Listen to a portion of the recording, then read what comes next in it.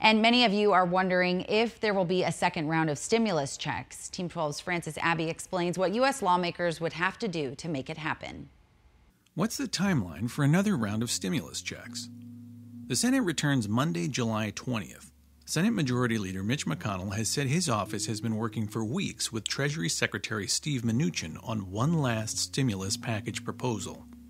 Another round of direct payments to Americans could be in the mix. When senators return, McConnell said they will start discussing and debating that plan. Things may need to move fast because the Senate has another month-long recess coming up. Congress will have just 3 weeks to discuss, negotiate, and pass another stimulus package by August 7th, the last day the Senate is scheduled to be in session before its break.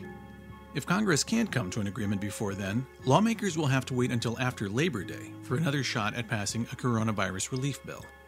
There's also a chance millions of Americans may not be eligible for another stimulus check. McConnell has suggested payments for just those making less than $40,000 a year. But House Speaker Nancy Pelosi has pushed back on making that the cutoff. For now, nothing is certain until another stimulus package is proposed and voted on.